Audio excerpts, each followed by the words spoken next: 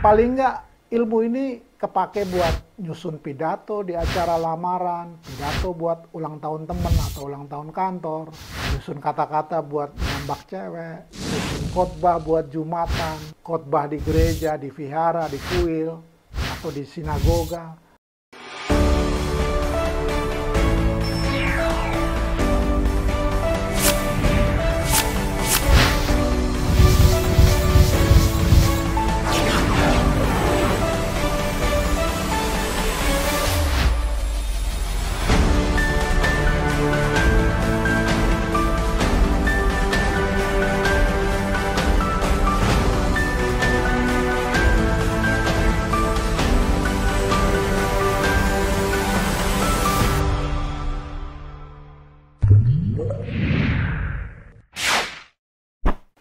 Halo writer semuanya, salam hangat dari saya Fred Suban.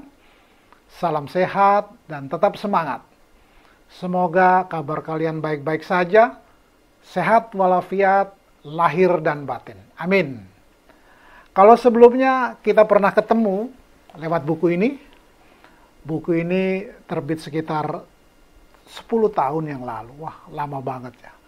Nah, kali ini saya ingin mengunjungi kalian langsung lewat channel ini. Karena ya buku ini juga udah nggak terbit. Jadi kita ketemu mulai saat ini di channel ini. Lantas apa sih yang mau dibahas dalam channel ini? Nah, di channel ini saya mau sharing soal bagaimana teknik nulis skenario sinetron. Kenapa skenario sinetron? Pertama, karena saya pernah cukup lama menjadi penulis sinetron. Waktu tayangan sinetron jadi primadona di negeri ini. Jadi ya, adalah yang bisa saya bagikan. Kedua, kalau soal skenario film dokumenter, atau materi stand up, skenario teater, tentu sudah banyak konten yang bahas soal itu. Ya mungkin aja soal skenario sinetron juga sudah ada yang bahas. Jadi anggap aja yang mau saya bagikan di sini adalah sebuah tawaran. Tawaran bahwa ada teknik nulis skenario sinetron yang lain lagi dari yang pernah kalian baca, dengar, atau tonton di tempat lain. Dan ini bukan berarti teknik nulis skenario sinetron yang lain itu jelek atau salah. Enggak, bukan itu. Tetapi supaya apa yang mau saya bagikan ini memperkaya wawasan dan gaya kalian dalam menulis skenario sinetron. Gitu ya. Nah, barangkali ada di antara kalian yang heran. Hari gini apa masih ada sih yang nonton sinetron? Tentu saja masih. Selama masih ada kelompok umur yang namanya emak-emak. Mungkin mereka nggak gaptek-gaptek amat, tetapi usia nggak bisa bohong. Yang mereka itu kalau nonton film atau sinetron di HP, matanya kriap-kriap, ya kan? Mendingan nonton di TV aja. Atau ada di antara kalian yang bilang, bikin skenario sinetron itu nawarin ke PH-nya susah. Apalagi semua TV sekarang sudah punya PH sendiri. Mendingan bikin konten YouTube, gampang, nggak ribet. Apapun rencana, harapan, dan cita-cita kalian, saya dukung. Yang mau jadi penulis skenario sinetron, ya ayo. Yang mau bikin konten YouTube, ya nimbrung aja di sini. Tapi sebelumnya, belajarlah teknik nulis skenario sinetron ini dulu. Loh, emang sama nulis sinetron dengan bikin konten YouTube? Ya nggak sama-sama persis lah, tapi juga nggak jauh-jauh amat bedanya.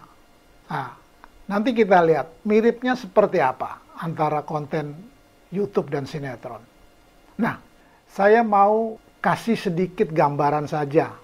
Apa sih bedanya teknik nulis skenario sinetron dengan teknik nulis skenario yang lain?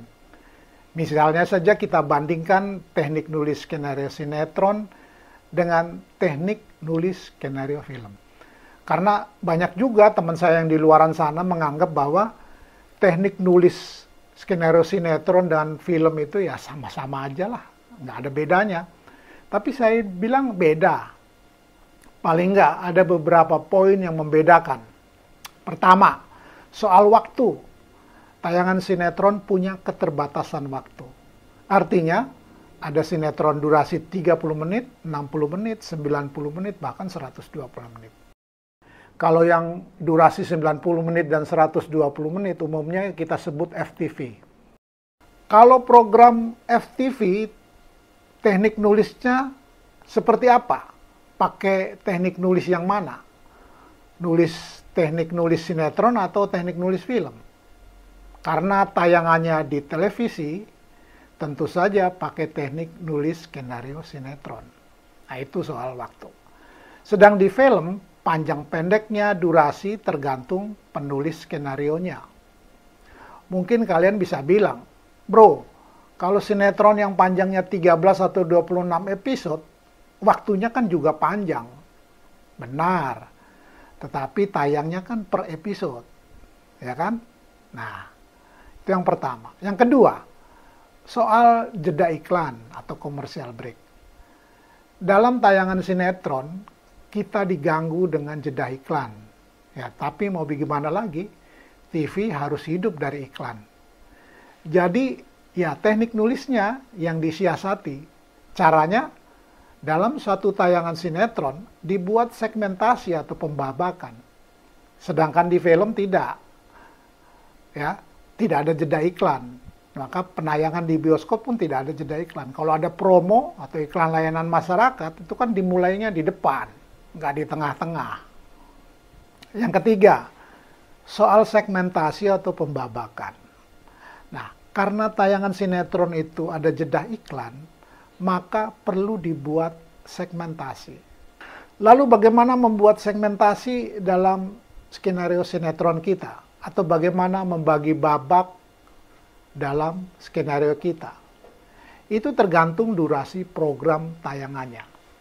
Misalnya, program sinetron 30 menit, jumlah segmennya pasti beda dengan jumlah atau program sinetron yang 60 menit, atau 90 menit dan 120 menit.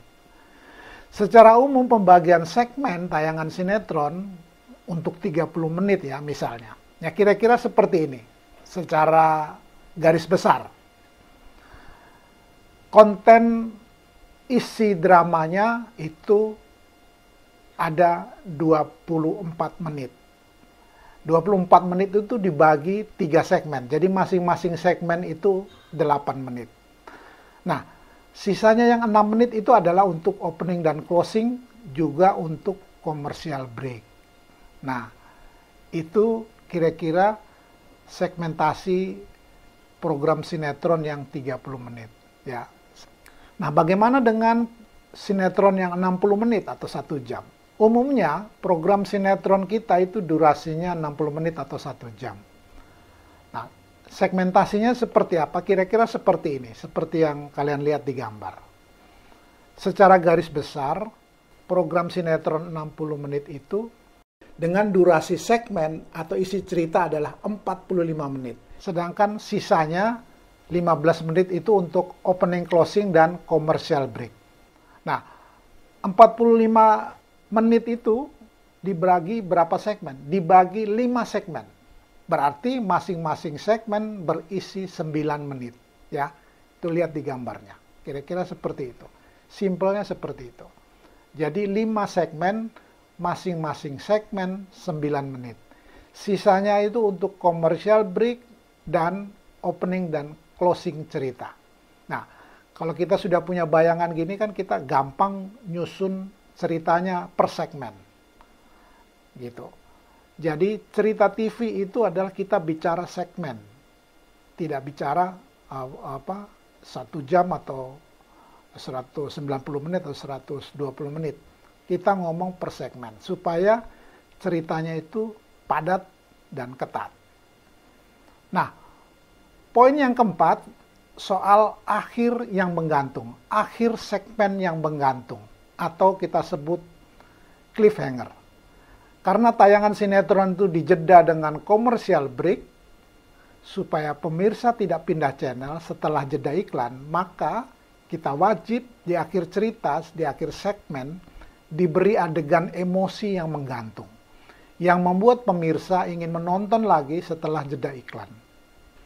Nah, hal ini nggak bisa dianggap remeh, karena kalau akhir cerita pada segmen itu biasa-biasa saja, pemirsa cenderung lari atau pindah ke saluran lain. Dan kalau orang sudah pindah channel, umumnya jarang sekali dia balik lagi. Dan ini yang ditakutkan oleh seorang penulis skenario sinetron.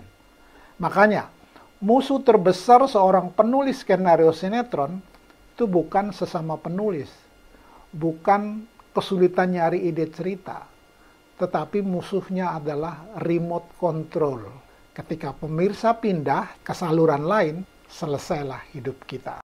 Nah, Sobat Writer, 4 hal yang sudah kita bahas tadi itu adalah kekasan dari skenario sinetron dibanding skenario film atau skenario lain.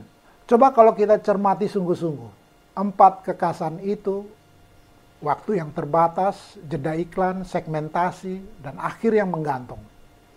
Bukannya itu hampir sama dengan karakter konten YouTube?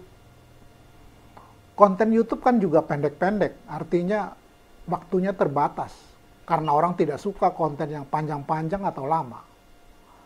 Konten YouTube juga ada jeda iklan, yang para YouTuber belum mikirin soal segmentasi atau pembabakan. Akibatnya yang motong jeda iklan adalah pihak YouTube-nya. Kalau pihak YouTube yang membuat jeda, mereka nggak ngelihat apakah adegan itu menggantung atau enggak. Ya kan? Padahal kalau pakem ini diikuti, konten YouTube kalian lebih keren dan cakep. Itu sebabnya kenapa saya sarankan buat writers dan YouTubers untuk belajar bareng di sini. Siapa tahu membantu dan berguna buat kalian. Apakah nulis skenario sinetron ini hanya berguna buat writer dan YouTubers? Menurut saya sih nggak juga. Semua orang selalu membuat skenario. Entah itu yang hanya tersimpan di kepala atau yang dituliskan. Tetapi intinya semua orang perlu skenario.